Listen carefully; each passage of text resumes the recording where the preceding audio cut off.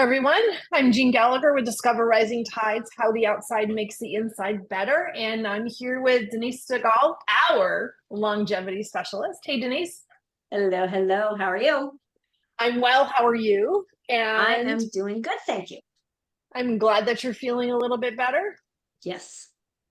Nothing better than a summer cold at the end of summer. Yeah. Yeah, especially through Labor Day weekend.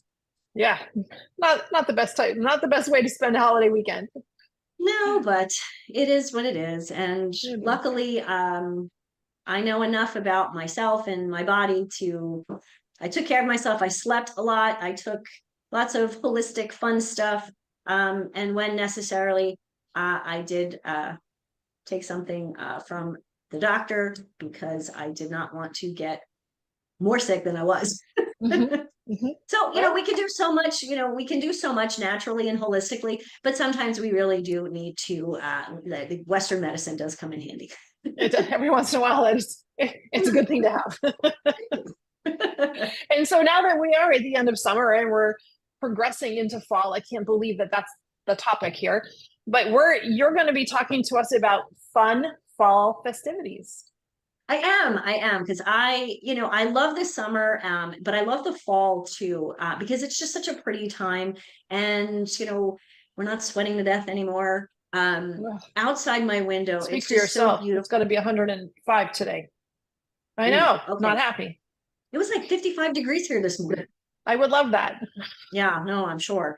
But here in the Midwest, in the upper Midwest, it's fall is it comes quickly and it ends quickly. So this is the time for us to really start thinking about fall, even if it's not quite fall by you yet. Mhm. And this is something that you cannot do virtually. You actually have to go out and enjoy these fun fall festivities. And the first one I want to talk about is something that I love to do. So the apples are ready for picking. Mm. And this is such a fun time to, take an afternoon, whether it's afternoon or early evening during the week or on a weekend, is to go to one of the orchards. And I have one right here in my backyard. I have 4 apple trees that are staring at me going, okay, pick me. And it's just such a fun fall event. You don't do it very often. I do it once a year. And so it's something that, you can get together with your friends, with your family, and make it a true event. Apple picking is kind of funny because you can do it a couple of different ways. Sometimes we just kind of shake the tree, and sometimes they're up so high, that's the way to do it. But you can actually, get a little step stool and pick the apples. And it's just fun. How many times I've gotten up on the step stool and, fallen over. Not too, I haven't fallen too badly, but, just kind of, it's just something different. The one nice thing though, is what I've learned, while being on a step stool ladder, is core balance is key. So That we're is talking true. fall festivities, right? But we're also talking core health here. So apple picking is a lot of fun. Very often at the orchards, they'll have a market, they'll have fresh home baked goods, all sorts of kind of fun things that you can do. And more often than not, with apple picking comes the hay rides. We used to do that all the time when we were kids, and when my niece and nephew were little, some of the pictures are just a hoot. The little kid with the biggest pumpkin, those kinds of things. So I really think it's really fun to go to the orchards and to the local farms. One, you're doing something different. You're getting outside, but you're also supporting your local farmers, and that really promotes community. And I think that's really an important part of what we do here at Living Healthy List, and what I do with my clients, and truly with life. We want to enjoy, we want to be healthy. Why not get outside, bring this community together? So when was the last time you went out apple picking? Well, last year. It's not so depending on where I'm at. So right now I'm in California. The apple tree that's in our yard it's looking a little, it's not a big apple year, and it's nowhere near ready because it's 110 to 5 degrees here. But in Maine, where I was last week, the early season just started. I didn't get to go yet, but I go back in October, and I love the Maine apples. The different regions have different types of apples. They do. And I love the Maine apples, Cortland's and McIntosh, and there's a couple of others there that really call to me. So I'm looking forward to that when I head back the beginning of October. And I love the fact that you're talking about supporting community. And I think that that's really important. So supporting your local farms, whether that's in a farmer's market. And if apple picking isn't your gig, find the farmer's market where the apple orchards are and buy their apples. But supporting the community and supporting your local farmers is so, so important. I agree. So along with this, and I know we've talked about this before, is that seasonal produce kind of cooking. The tomatoes are in abundance at this stage. And I mean, to the point where I think I have 8 pots of tomatoes upstairs on my deck, and they're all just overloaded. So I said to my husband, I'm like, I could do this or I could do that. And we decided we were going to make salsa. We've never made salsa, but that's what we're going to do this coming weekend, is we're going to make salsa. And we both love it. So, why go to the store and buy salsa when I can make it fresh? It's going to taste better. It's not going to have any crappy ingredients in it or preservatives. So I'm really excited about that. And it's very simple. So definitely challenge people to, try something different, when you go to the farmer's market or to the orchard, find something that's fun, that's unique for you. Tomatoes are a great source. At the farmer's market here, I can buy a large box of seconds, the ones that aren't pretty, and then I peel them and make sauce. It's just a basic sauce, nothing fancy, but something that makes a nice base for other things, and then freeze it in little quart bags so it's already portioned out. And then I saw something really cool on the ground, and I don't know if it's good or not. However, I'm going to share it, even though it might be bad intel. So we'll find out. Yeah, right. So they didn't peel the tomatoes. They actually took the tomatoes raw, so they weren't even blanched to peel. They took them raw, took the core, just the stem, top of the stem out, stuck it in a Vitamix, so it really blended well. And then they took it into, those iced tea pouring containers you can buy that has a spout on the bottom. Yeah. So they put all the ground up tomatoes in the Vitamix versus the blender or the Cuisinart. It makes a difference because it's really macerated.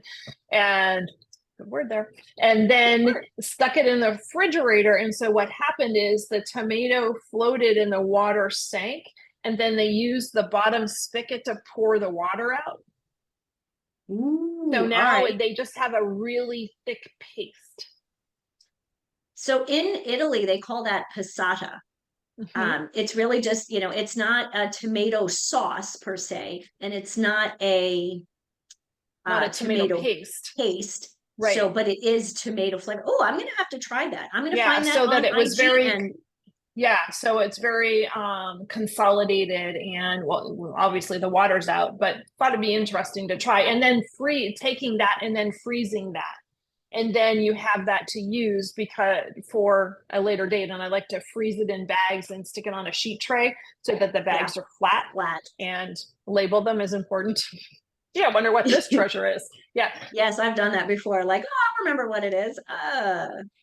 So if anybody tries that, let us know. Right. And when I do try this, I'm going to try it. I'm going to try to video it, and we'll see what happens. Ooh, there we go. Ooh, that might be an interesting feat for Denise. Okay, so next thing I know you're really into. I know you like this. You're going to like this. This I'm talking about forest bathing to the nth degree, because we're going to do it in fall colors. Not just walking outside, but we're going to do it with that extra oomph of the fall. The crisp air, except by you. When you're in Maine, the crisp air, the fresh air, and the colors, the vibrant colors they're invigorating to the senses. But at the same time, while we're out there in doing our forest bathing, we're actually reducing our stress and lowering our blood pressure. Hello, we need to do that in this world, right? We're also boosting our immune system. You know, this what I find when we do go out and we really enjoy forest bathing. I keep using that word. There's like a real word for it, and I can't think of what it is. It's like Shinrin something or another. Shinrin yoku is the practice of immersing yourself in nature, basically, to improve mental, physical well-being. I can't believe I remember that word, but good for me. we're into big words today. Yes. And I think that's really, that to me, that is the most important piece, is really to be out there to energize yourself. Again, the colors are invigorating because they're so beautiful. And the crisp air, maybe not so crisp air, but just the fresh air. Key to doing this, even when you're with someone, is just to enjoy it quietly. Sure, you can have a little bit of a chit chat, but take the time to actually experience it. Let it kind of flow through you. I'm getting a little woo-woo, sorry. But I think that's an important piece. You know, yes, we can go out for a walk in nature, but if we're just blah, blah, blah, blah, blah the whole time, we're really missing the point and really missing that that energizing piece. And there is a different energy depending on the season. And in the fall, when the air is crisp, it smells different because you have the leaves that have fallen. You have that different smell, maybe less pine and less grass and more leaves and more fall, and it makes a difference. And one thing that I noticed, because I was in Maine for August, and being in Maine for me is that we're living in the Airstream while we're building, so our living room is the yard, and the yard is full of trees because it's just a small area that's been cleared.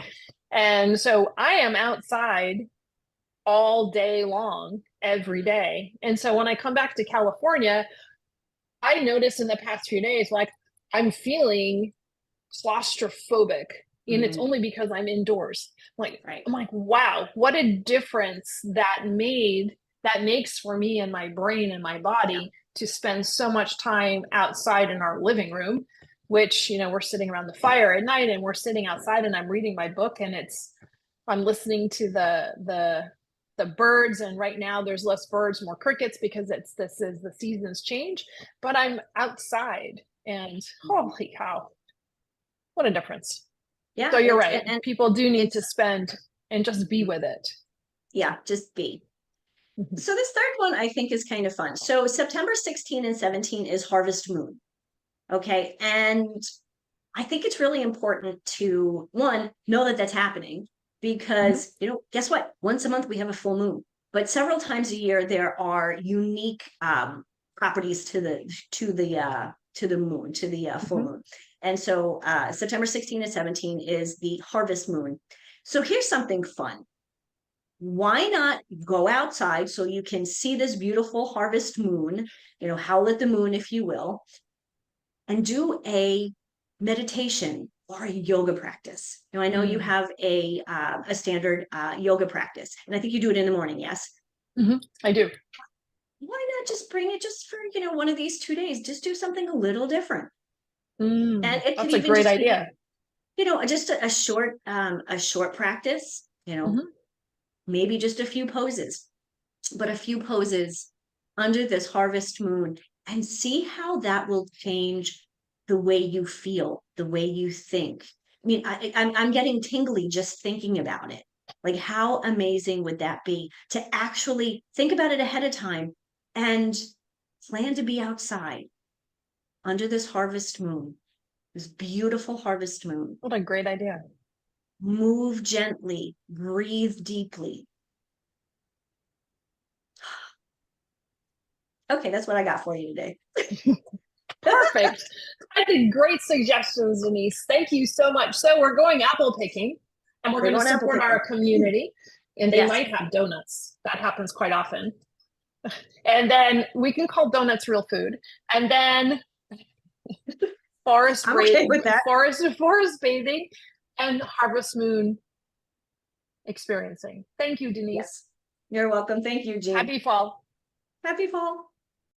Hello, everyone. This is Jeanne Gallagher, Discover Rising Tides, and I want to just take a moment to talk about my friend, Denise Stegall. I am honored to call her as a friend, and I'm so grateful that she gives us her insight during our shows, each show, and talks about healthy living, eating real food. You hear Denise say, eat real food a lot. Well, she means it, and she knows what she's talking about. She is an amazing healthy living coach, curator at Living Healthy List. And if you ever have any questions about what is real food, why does it matter, how does that apply to me, how do I change, what do I need to do, how do I even create a healthy living shopping list, make sure that you call her. She is your healthy living coach, and you can find her at healthylivinglist.com.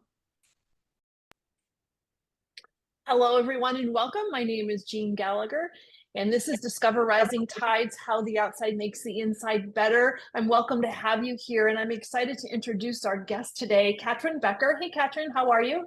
Hi, it's so great to be here. I'm glad to have you. And so Catryn is a people optimization specialist, and we're going to find out what that is. And before we dive in, give us a little bit of your bio, and then we'll start seeing where this takes us. Well, absolutely. So we can start with the title, because if we kind of roll that backwards, it kind of makes sense. So people optimization specialist is a name I made up because I wasn't finding a suitable existing name that I felt represent what I am and who I do with my company called Optimize We. And it makes sense if you realize that my background was in engineering. So it's all about optimization. It's all about figuring out how things work, how to make them better, kind of what is the understanding behind it. It's very logical based rather than being so analytical based. At least that's my experience as being an engineer. But I went into engineering because I wanted to make the world a better place. I always felt that from a very young age, that there were things that just didn't make sense to me. Like, why do we do things this way? I don't understand. It seems like there's a better way. So I went into engineering to do that. And it's like, well, if I want to make the world a better place, I could start with the world that we live in. That seems like a pretty good start. So I did that for 20 years. And as I got further and further up the corporate ladder, which is kind of how we're all designed to operate, is right. You want to get that next promotion, the next promotion. I was dealing less and less with the actual activities that drew me into engineering in the first place. I felt further and further away from what mattered to me. And that's what kind of led me on a journey of self-discovery in a lot of ways, of really looking back and thinking, like, I never even contemplated not going to college. Like, it was just what you do next. So I took some time to really kind of evaluate why we do the things that we do. And I started with myself and found there's actually a lot out there that can help us be better, to do what we say we're going to do, to not procrastinate, to get more in touch with ourselves, and to really get more in alignment with who we are. And I find that I can make the world a better place instead of going so far out and literally talking about the world, focusing more on our inner world. Oh, I really like that a lot. It seems to be a common theme of the people that I've been talking to, is that they've made a transition from a analytical professional career to really more people directed, and making and what you might want to say that it's a softer career versus a more linear black and white career. But what I've seen is the common piece is that it's like a puzzle that you're putting together, and you're just doing it in a different environment. But a lot of the skills that you had developed over that 20-year period are way more applicable to what you're doing now than you might have imagined. Would that be right? Oh, absolutely. And I love the analogy of the puzzle, because I'm sure there's people out there that don't do it this way, but I think the most common way for people to do puzzles is we find the edges first. And once we find those edges, then we start going inside. And so if I take that and overlay it with my experience in my life, that's kind of the analytical piece, was kind of finding, okay, where is this piece? You've got this structure to play on, and then you kind of have to dive into the unknown, that scary middle part where you really don't know. And it's just testing and trying until you kind of find where places fit and things kind of come together and you get one piece and then another piece, and then it really starts to understand what it is that you're doing. And I feel like that's a really good analogy for what my career has been to this point. Mm. And so what are your focuses, or how has that changed? How long have you been doing this? When did you make the transition? And then what are you focusing on? And has your focus of helping people and making this world a better place evolved and changed over time? Of course, it's evolved and changed over time. I'm a huge proponent of the amount of change that we are willing to embrace is going to be the same degree of our success, because it's all about change and it's all about embracing it and welcoming it rather than fighting against it. So for me, it started in about 2016. I had my first child in 2012 and my second in 2014. And it came a moment of just like, what am I doing? You know, I had a 2-year-old and a 4-year-old. I was working full time. My husband was working full time. And it was just this moment of utter stress and burnout all the time. I didn't like who I was becoming. I didn't like Mm. that I was yelling, it felt like all the time. You know, just felt like nothing was going into plan, at least the plan in my head, you know, very little patience. So that's when I started to really kind of dive into more of the self-help, more alternative, just really opening my mind into other things that were possible. And so thank goodness I had been doing that, because when COVID happened, you know, COVID was such a, you know, pivotal moment for the world. I mean, we can Mhm. all think of exactly, you know, how that affected us. And even though as we're recording this in 2024, it seems like yesterday, not just 4 years ago Isn't in it? so many It's so aspects. outrageous that it was that long ago. Right, time is so weird. You know, it's Mhm. such a It weird is. thing. That's a whole separate topic. But COVID was really that kind of pivotal moment of, what am I doing? It could all end tomorrow. Is this really how I want to be spending my time? And Mhm. that's when I started to really think like, okay, I want to be doing things differently. I want to explore different options for business. And so I spent that 2020 really seeking other things. I mean, thank goodness everything went online. It was so easy to Mhm. learn about different methodologies and modalities and techniques and all sorts of different things. And I was using it for myself. And then like, oh my gosh, this is helping me so much. I bet I could help other people too. So I really took a very concerted effort in becoming a certified life coach. Um, and that's what I started with. And that was in 2021 when I left my full-time job and decided to go out and spread my little entrepreneurial wings and figure it That's out. And not for the faint of heart. yeah, bless us all. It is not. It is not. And you know, I love the analogy of, you know, the butterfly and the, you know, going from the caterpillar to the cocoon to the butterfly. And we think about that in such a like fast-paced time. But when you've actually seen a butterfly come out of the cocoon, it doesn't immediately fly. Like Mhm. it still has to unfurl its wings, you know, it still has to get blood pumping to them. I think they've got blood. Butterflies have Yeah, or something. their version of blood, whatever that is. I'm sure there's some etymologist somewhere being like, oh my gosh. But neither here nor there. So I feel like those first couple of years was that time of, you know, really kind of figuring it out, because I had never been an entrepreneur before. You know, Mhm. I have a master's degree, I have an MBA, but theory is one thing. Actually Mhm. doing it and putting into practice is completely another. So there was a lot of stumbling. There was a lot of trying things and being like, "Ugh, this isn't quite right," and then trying something new. But I think the real power is not stopping, Mhm. is not ever thinking a failure has anything to do with me. It's Mm. just something that happened. It's an event. It's not an emotion. And That's so that. I often, like how you said that, because when you are in business for yourself, you are your business. And mhm, it's very common to take that failure. This didn't go well. Well, it is my fault. yeah, yeah, Versus taking the positives thought of it. This didn't go well. What do I learn from this? And what changes should I make in order to make it go better. And that's a huge part of mindset in what I do and how I work with other people.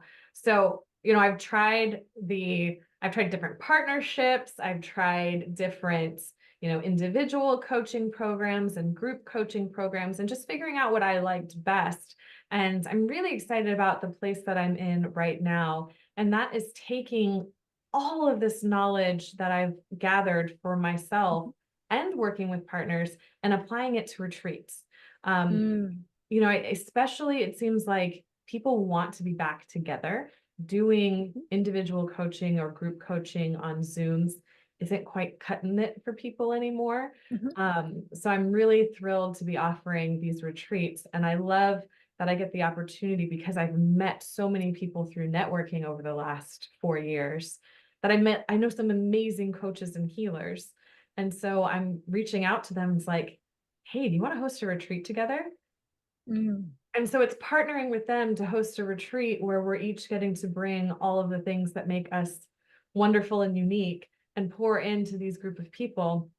And then I get to go do it with someone else and learn from them. And it's been really, really fulfilling. And it's really seeming to answer a need that people are responding to very positively. That people, at least that I've been coming in contact with, haven't necessarily been wanting to make that healing transformation part of a little part of their weekly routine or even monthly routine, but to go and really dedicate, 2 days, a weekend where they can really go deep, take care of themselves, and truly have self-care and a transformational experience.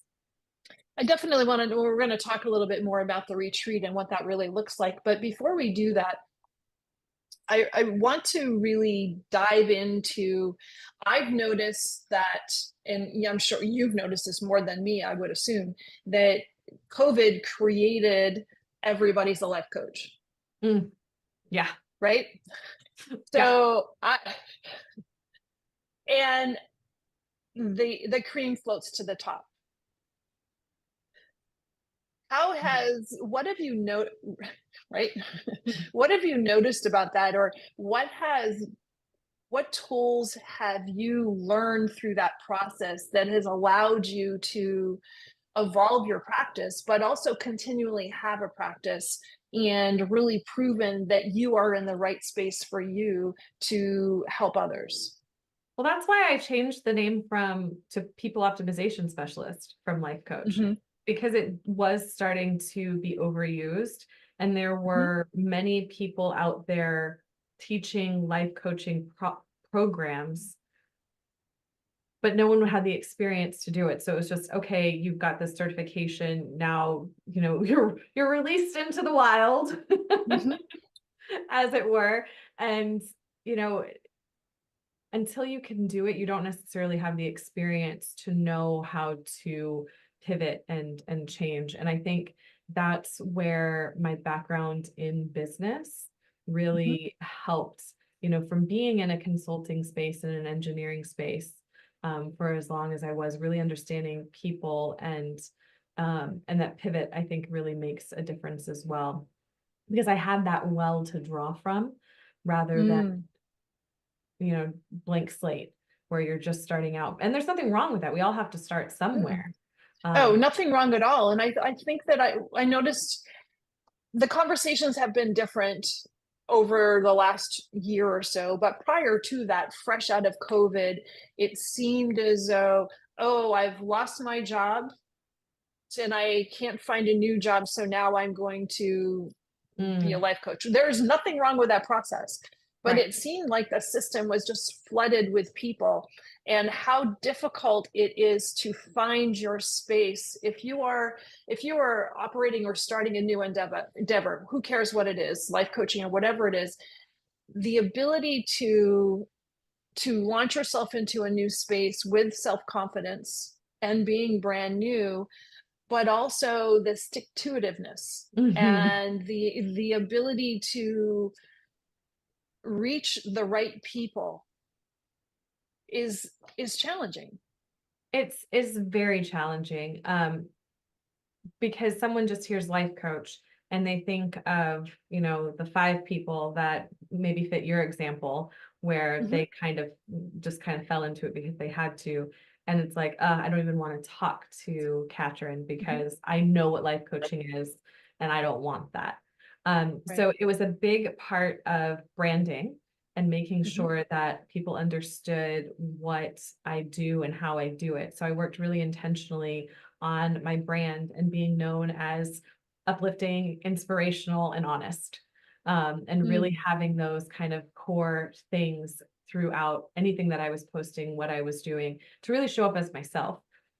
But I had to do the work in order to be able to show up as myself, because it's not always easy. We have to be honest about that, because so much of that toxic positivity that people were talking about, you know, and sometimes I'll come across clients where they're like, oh, I had this negative thought and I know I'm not supposed to have that. And I'm like, whoa, whoa, whoa, whoa, stop right there. Who said you're not supposed to have a thought?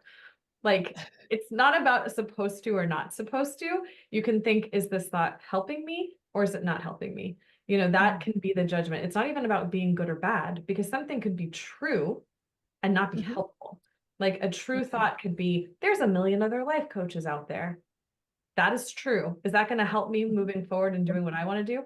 Absolutely not. So, you know, just reframing those kind of thoughts is been really important, I think, as part of going through this process. So the branding piece of it, and then the really intentional networking. And my sort of philosophy has always been to give. You receive through giving. You know, it feels good to give. And so I came from that perspective. And what started happening is people started giving back. It wasn't ever my intention. It was just, how can I help these other people that I'm working with? And through helping them, and not in necessarily even in a coaching container, just in meeting people and being like, oh my gosh, do you know so and so? Let me introduce you. That started to come back, with people coming back and saying, hey, I've got someone I'd like to introduce you to too. Mhm. And so I built a really solid network, foundationally around me, to help have that sort of, you know, consistent flow of opportunity. Showing up as your true self really, really proves that too. Yes. Because people can feel it. People can Oh, it's feel obvious. when we're Yeah. not true. I mean, it's such an interesting thing. And we talk all the time about how everything is energy and we're energy. Um, and even if people don't quite understand it or believe it or are skeptical of it, we've all had that experience where we've talked to another person and just been like, ugh, Mm. something's not quite right. Can't put my finger on it. Don't know what it is, but like, I don't want to be around that person. And of course, the converse is true, where we meet someone, we're like, oh my God, they were amazing. Like, I just want to Mhm. like be in their energy and in their space. So for me, that's when our mental, our emotional, our physical, and our spiritual is as close to alignment, is when those things really start to sing in harmony. Mm, I love that. So, what's your typical client, or when people are reaching out to you, what are they reaching out for? And then we'll I get into the retreat part because I really want to talk about Yes. that. I primarily serve women, you know, coming from Mhm. engineering in a really male dominated field. It's just more on my heart and spirit to serve women, because I can see how the way the world is set up isn't necessarily for us. Mhm. You know, I think there's so many times where as women we're experiencing something and we just adapt to the situation. And then I think, a man designed this. Like a bra, or like, you know, restrooms at public events only having like 3 stalls in the women's restroom. A woman didn't design that, a man did. Right. So there's so many examples all over our world of where we have adapted to fit in rather than Mhm. it just being allowed to be. So Mhm. that's who I really feel called to serve. And one of the things that I really shine at is being able to convert regret into wisdom. Mm. We walk around with so much regret of things that we did or didn't do, things that we said or didn't say. And my personal belief is that those regrets are are formed in times when Mm. we're not in alignment with ourselves, when we're Mm. listening to someone else's voice in our head. telling us we should. We're so sick of shoulding ourselves. We should all over ourselves. So there's that moment where something happens and you can convert it from regret back into wisdom, which is where it would have gone if you had been in yourself. Because it's not about avoiding hard things. We can't avoid the hard things. We have to go through them because that's how we grow and evolve and expand. It's through those moments, but it's making sure that we're not letting those hard things weigh us down and hold us back. And it's even the concept of, there's a word I made up, called, you see, I kind of do that, right? If I'm like, this doesn't fit for me, I'm going to let's just make it up. Yeah. Yeah. Like what can I create that will fit for me? And that's a word, pregret. So it's when you had regrets in the past for something. So you now have this fear of recreating that regret. So it keeps us stuck from taking that next step in order to avoid the regret. And then you're avoiding the wisdom too. I love that, because that regret can shape us. Absolutely. And it can shape and it can lead our actions afterwards. So that reframing really can alleviate heading down a path that's not going to serve. Absolutely. Because otherwise we get stuck in these kind of loops where we'll see these same situations come up for us again. And it's like, how can we, spin ourselves out of that that pattern, that loop, that cycle that we're caught in. I can see how this is applicable, because as I'm getting to, well, I keep saying I'm getting to launch. I should just launch the damn thing. Launch a new program directed for women in finances. There's probably some pieces that are preventing that move forward in a couple of different areas, because what if this fails? What if this doesn't look good? Am I doing this the right way? Yeah. So through all of these second guesses, it's creating non-action. Right. Yeah, I learned something today. Thank you very much. Sure. That hit me right in the face. But that's the importance of having these kind of spaces and these kind of conversations, because it's giving us that opportunity to see something from a different angle. And that's super powerful in so many ways.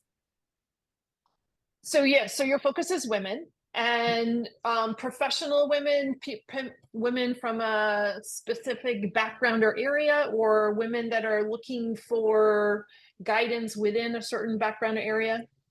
Well, that's why I talk about regret, because I've had that where I've been with other business coaches and it's like, well, what are the, commonalities between all of my clients? And I've tried to make it as, the kind of typical demographics, like, okay, are they within this age? Are they professional? Are they stay at home? Are they moms? Are they not moms?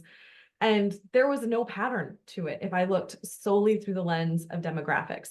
And I'm like, I don't know how I have these different people, because we're talking about completely different things that are so unique and special and specific to that person. And so that's when we kind of zoomed out a little bit, and it was like, oh, they are all drowning in past regrets. This is the commonality that they all serve. So whatever is their special, combination of events that created the regret, that's completely irrelevant. It's being mired down in that regret, where they're just like, oh, every try to step forward is such a struggle, and it doesn't have to be. And why the retreat format, and how is that working for you, and what led you to that? I know we touched on it a little bit, but I think I want to get into it further. It's something that's always been on my heart to do. It's been on my heart for a couple of years now to do a retreat. I don't know about you, but for me, the shower is always like where I get great ideas, to the point where I kept like a dry erase board in the shower, like in like the dry section of it. In the dry section? What a great idea. So I could jot down notes, because before I was trying to like use the steamy section to like write down notes. And then I'd like dry off and try to get out and see it before the steam. Or re-steam it so you can read it. Yeah, exactly. that is not the most efficient way to do it. But putting in a dry erase board is really, really helpful. And I actually have moved now that you can buy like paper that can be used underwater. And like it's like an oil-based pen or something. So that you can, so that's what I use now. But It's a great idea. thank you. So it was a shower idea. And so it was one of those things, it's been on my vision board, it's been on my heart. And I was like, well, what is preventing me from doing this? And it was this idea that it had to be a certain way. And that's what I help my clients with is like, well, does it have to be this way? Like, let's step back and use our imagination and see what are other ways that it could work. And that's when I really came up to the idea of making these sort of temporary partnerships, right? They're a partnership for a specific event, not a forever partnership. It's not like when I'm working with Pascal that we're going to do every single retreat together. We'll do other ones for sure, but it's not every single one. Or when I'm working with Brenda or when I'm working with Marisol. So it's all of these incredible people that I've met that have amazing gifts to offer that are complementary to what I offer. And putting together a retreat, it's not an easy undertaking. Like there's a lot of logistics not at that all. come with it. And it's a lot mentally to be like, can I actually do this? Can I offer this to these people? And do I have to offer everything? So it was really just about leveraging partnerships, which was, something I had already been building and developing a really good, acumen with the networking. And so now I'm just taking it and being like, hey, would you want to do this? And, this is what you'll bring. This is what I'll bring. And this is what we can bring to the people. And, hey, we can make a little bit of profit each on it. And, we all win. That's fantastic. And so are they in person or virtual? They're in person. They're in person. I love think that. I'm tired of everything virtual. Same. I mean, here we are virtual and I love it. So darn grateful for it. But I just don't want I'm really good with virtual. I just don't want everything to be virtual. Right. Yeah. And it's funny because, as everybody has processed this and in post-COVID and how much more efficient it is when I meet with clients one-on-one, sitting here and we share screens, it's really convenient. But then every once in a while, when I get an in-person meeting, I feel like I'm going to just talk to them so much because I want to be face-to-face with somebody. Yeah. Exactly. Oh, sorry. Glad to be here. Well, and I also love it because for me and the way my mind works is I am, even though an engineering background and so much kind of structure and strategy, my mind does not work linearly. Like I am A, G, B, Z, S, A, like I'm all over the place. I don't follow the alphabet. And so it really leans into that ability to kind of be all over the place in a really positive and productive way with, okay, I want to create this. And I loved creating this, but now I don't want to create this anymore. Awesome. I'll just go do it differently with someone else and be inspired by what they're inspired from. And it just becomes this incredible synergy that gets to go back and forth and create something beautiful. And then I get to go do it again. And it's different and exciting and it keeps that energy. I mean, we're our own energy generators, right? So it really helps me to be able to keep that going and to not feel stale. It's fresh is the perfect adjective for it. Yeah, one thing that I've noticed when I've done financial education classes online to a group versus in person. So online to a group, it's great. It's convenient for everybody. Some cameras are on, some cameras are off. There's not a ton of interaction. Yeah. And the presentation is quite often the same. But in person, the slide deck can be the same, but the conversation is different every single time. because the energy is different, and one person's energy in the room will affect somebody else's more so in person. And it's so easy to be distracted when you're on Zoom or whatever virtual platform you're using, because there's stuff going on in the background, there's some screens that are open behind it, it's easy to get distracted. But when you're in person, you are present. You're the most fully present. Yes. That you will be. And it is incredible because it's not just how I'm going to affect them, it's how they affect me, it's how they affect each other.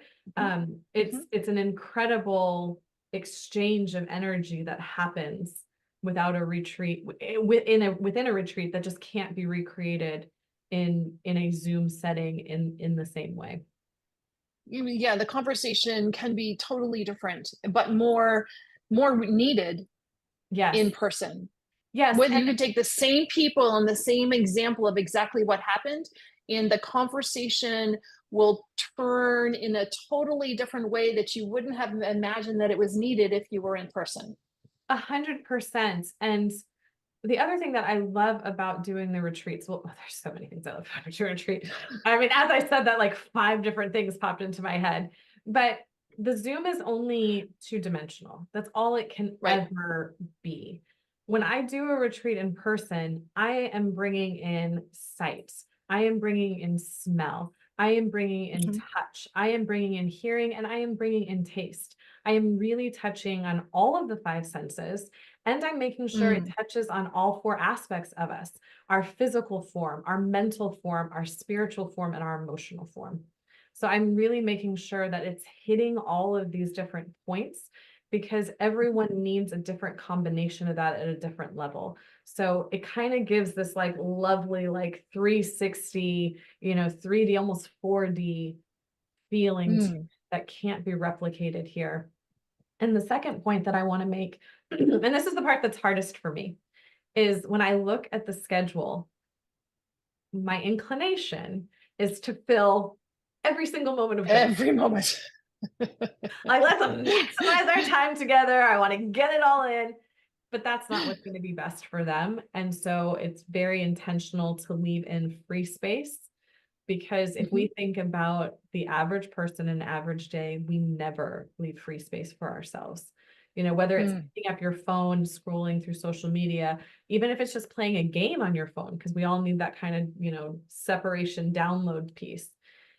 You don't necessarily have that at the retreat. I bring, I have a book that I've published, and so that's part of the gift bag. It's for people.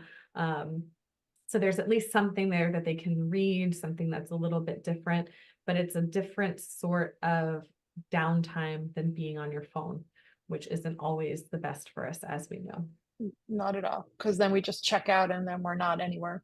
Yeah, we're not. So what's the format? You said it's a couple of days. It's a couple of days. The format, there's like an overall arching format to it, but then the components are going to change because of what the other person is offering. And so when I'm meeting with these other people and we're kind of starting to hash out and plan it, my first question to them is, who are you called to serve? Like, who is present on your heart to serve right now? Like, and how do you want to serve them? So we start from that point, and then we kind of build out backwards of to how what are some of the offerings. But we start very clearly with who is that person that needs this right now. Because the other thing with these retreats is, first of all, you can't have, like, there's not great spaces and to have, 20, 30, 50 people. Like, it needs to be intimate for space, just logistically wise, makes it a lot easier. And then also for how much we can pour into the other people.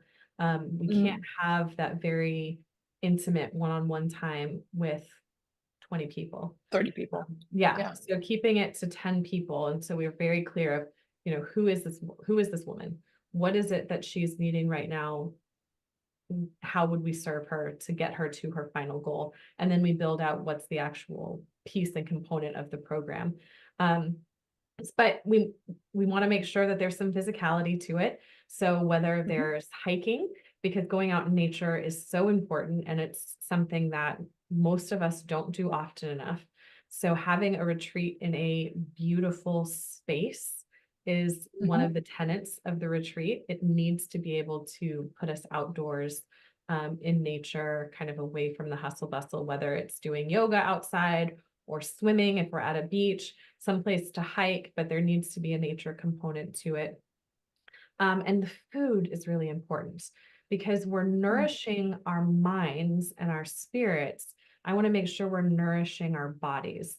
So we talk about what are the foods we're eating. I mean, because as women, let's be honest, most of us have really messed up relationships with diets and food and our bodies, and it's all intertwined and enmeshed, and it's kind of a mess. So, I try to peel back some of those layers and bring in professional chefs that can cook amazing food that's not fried, that's not covered in butter, like that's not doused in sugar, that we can really make some amazing food really, really well and really, really cleanly, so that we're kind of cleaning our body that way, as well, from some of the junk. Not, I mean, there's places and times for that. And it's not that we all have to be vegan or have to eat in any particular way, but it's just opening them up to some other ways, to do it. So those are kind of like the main like pillars is beautiful place in nature and beautiful food. And then the other components are quite interchangeable.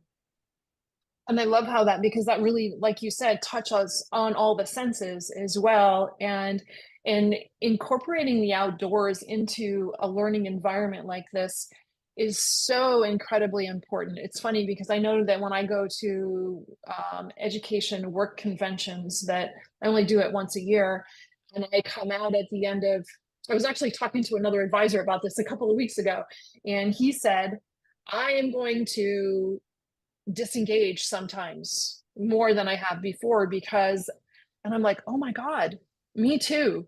Because I've come out of this over the last few years totally drained. Yeah. Or I find myself at the beach, because it actually happens to be in Southern Florida. So I find myself sitting at the beach by myself, just sitting outdoors, because I can't absorb any more information. Yep. I'm at overload, and I'm overstimulated. And it comes to a point where the things that I'm learning I'm not learning them. I'm just sitting there.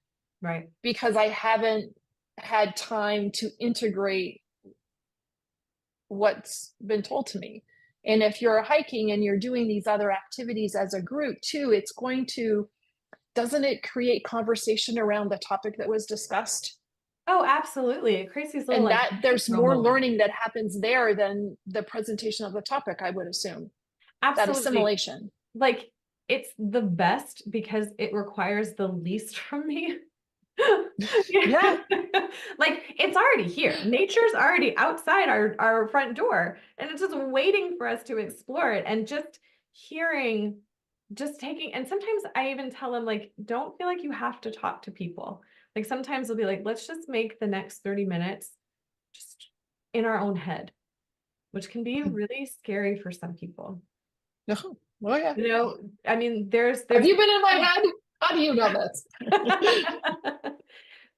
But it can be really, really intimidating. So just like there's the introverts that are scared to maybe, like, how am I going to talk to someone? I don't do small talk. The extroverts need that time where it's like, it's okay to not talk. It's okay to listen to what's going on in your head. It's okay to just be noticing the birds in the trees, the wind through the leaves, the rustle of the, ground cover. Like, that's okay to just be in that space. And it lets so much sink in so easily with so much grace. I love that. It's a tool, fantastic. And it's really, really helpful. I love the fact that you're integrating this. I think it's so important. And that you're not, like you said, squishing everything every single moment of the day, because those other moments are so needed. And where do you usually have retreats? It depends. So it's wherever the people are that I'm partnering with.